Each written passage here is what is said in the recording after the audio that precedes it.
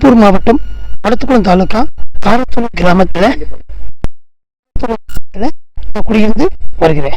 எனக்கு 2 பெண் குழந்தை இருக்குது. நான் கடந்த காரத்தூர் ஊராட்சியில் 13 வருஷம் தூய்மை பணியாளராக பணியாற்றி வருகிறேன். என் மீது 15/2020 முன்னாடி ஒரு 10 வருடங்களுக்கு முன்னாடி என் மீது காரத்தூருக்குள்ள குப்பை டிராக்டர் என் மீது மோதிச்சு. அந்த வாகனத்தை உடன்பட ஆட்டி அவர்களுக்கு புகார் தெரிவித்து அவர் வந்து வேறு வாகனத்தை பதிவு செய்ய என் மீது மோதிய வாகனத்தை 2 நாள் வரை அந்த வாகனத்தை பறிமுதல் செய்ய அந்த வாகனத்தை மறைச்சு வச்சாங்க. அந்த ஓட்டுநர் உள்ள இது வரைக்கும் நடவடிக்கை எடுக்கிறீங்க. அதான் வந்து எதாவது நான் தூய்மை பணியாளராக ஏற்கனவே வேலை பார்த்துருக்கேன். என் மீது வந்து ஒருவேளை வந்து ஏதாச்சும் கால்பரிச்சு பார்த்து செஞ்சாங்களா என்ன முன்னுரிமை பார்த்து செஞ்சாங்கன்னு தெரியல. ஆனால் சம்பவம் நடந்தது உண்மைங்க. ஆனால் அப்படி சம்பவம் நடக்கலைன்னா இந்த வண்டிக்குள்ள ஏன் மறைச்சு வைக்கிறாங்க? அதாவது வந்து 7வது மாசம்ங்க. இது வந்து காரத்தூர் குப்பை டிப்போவுக்கு வந்து நான் முன்னிலை வருஷம் மேற்க வந்தேன். இந்த வாகனம் வந்து குப்பை கொட்டி போட்டு வெளியே வந்த வாகனம் லெப்ட்ல மேல வண்டியில உரைச்சி நான் தெம்பர குளிர் விழுந்துட்டேன். இவங்க வந்து வண்டி நிற்காம கூட போயிடுச்சு. நமக்கு லேசா மொக்கை அடிதாங்க. மொக்கை அந்த வீல் வந்து ஜாம் ஆகி போச்சு.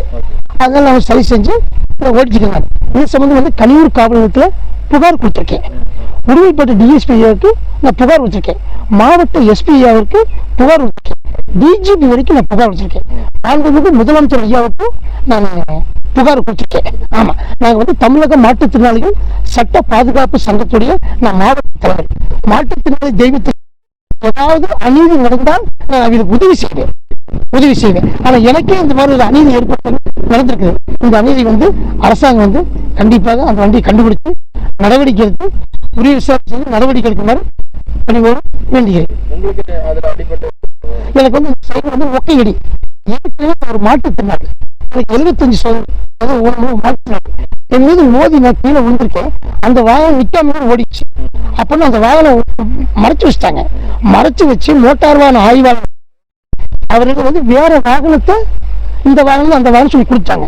ஆனா என் மீது மோதிய வாகனத்தை இந்த நாள் வரை கண்டுபிடிக்க மறைச்சு வச்சிருக்காங்க.